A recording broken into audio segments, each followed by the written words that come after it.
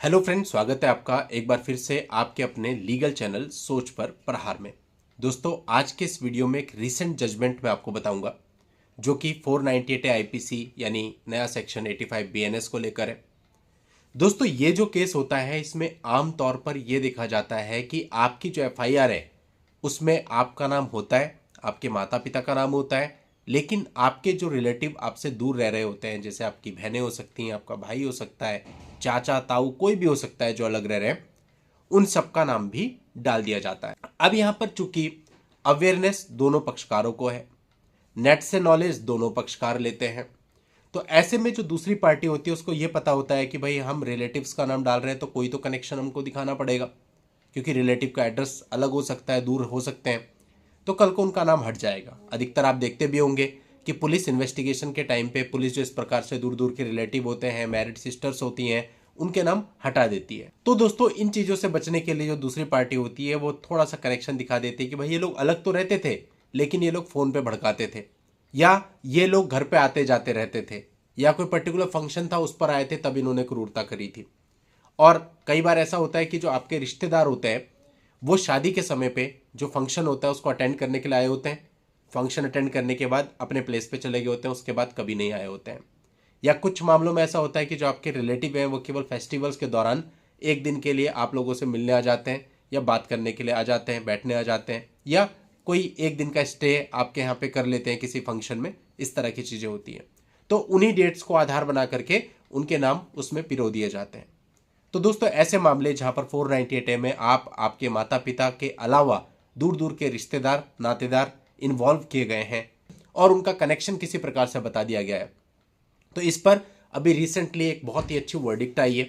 अगर आप भी इस प्रॉब्लम से गुजर रहे हैं, इवन अगर आपके माता पिता भी आपसे अलग रहते हैं, दूरी पे रहते हैं, आपके साथ नहीं रहते हैं और उनको भी इसी प्रकार से पिरोया गया है, तो भी आप इस जजमेंट का फायदा उठा सकते हैं। अब दोस्तों, आज की इस वीडियो में इस जजमेंट को हम पूरा जानेंगे कि जजमेंट में क्या बताया गया, क्या लॉ प्रतिपादित किया गया है, वो सारी चीजें आपके सामने रखेंगे, क्या फैक्ट्स हैं वो सामने रखेंगे।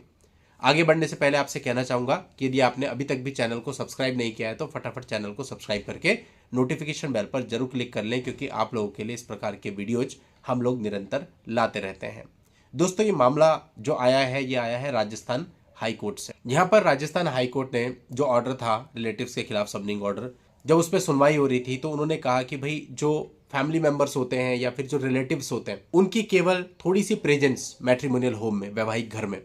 चाहे वो किसी फंक्शन में हो सकती है, चाहे मिलने के दौरान हो सकती है, या फिर उनका जो पारिवारिक मेलजोल होता है, एसोसिएशन होता है, बातचीत करते हैं, केवल इतना ही होना भर मात्र 498 को अट्रैक्ट नहीं करेगा। यानी आपके रिलेटिव माता पिता यदि दूरी पर रहते हैं, आपके साथ रहे नहीं है, लेकिन केवल कभी कभार आ गए हैं,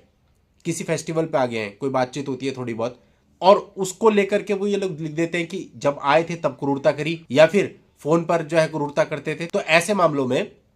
498 उन लोगों पर नहीं लगाया जा सकता है। और केवल इस प्रकार का जो एसोसिएशन होता है, फैमिली एसोसिएशन, ये 498 को अट्रैक्ट नहीं करता है। तो अब इसका सीधा सीधा फायदा उन लोगों को मिलेगा जिनके रिलेटिव दूर रहते हैं और कभी आए नहीं है, मेयरली कभी एक आध डेट ऐसी हुई है जिस पे आ गए हैं, वो डायरेक्टली इस जजमेंट को यूज कर सकते हैं और अपने मामले में से उन रिलेटिव्स का नाम हटा सकते हैं, माता पिता का नाम हटा सकते हैं। अब यहाँ पे आपको एक प्रैक्टिकल बात बताता हूँ। ये तो बात हो गई कोर्ट की, जब उन लोगों के खिलाफ चार्जशीट फाइल हो जाती है, लेकिन प्रैक्टिकली आपको इससे पहले पुलिस लेवल पर ही कोशिश करनी चाहिए उनके नाम हटवाने की। पुलिस को आप ये सारी बातें बता सकते हैं कि साहब वो तो रहते ही नहीं है, हम लोग दिल्ली में रहते हैं, माता पिता महाराष्ट्र में रहते हैं, तो उनका तो कोई इसमें रोल ही नहीं है, उनका नाम हटा दिया जाए। तो मैक्सिमम टाइम पुलिस लेवल पर ही वो नाम हट जाते हैं। तो जब पुलिस लेवल पर नाम ही हट जाएंगे तो चार्जशीट में वो नाम आएंगे ही नहीं, मतलब आपको क्वेश्चन में जाने की जरूरत ही नहीं पड़ेगी।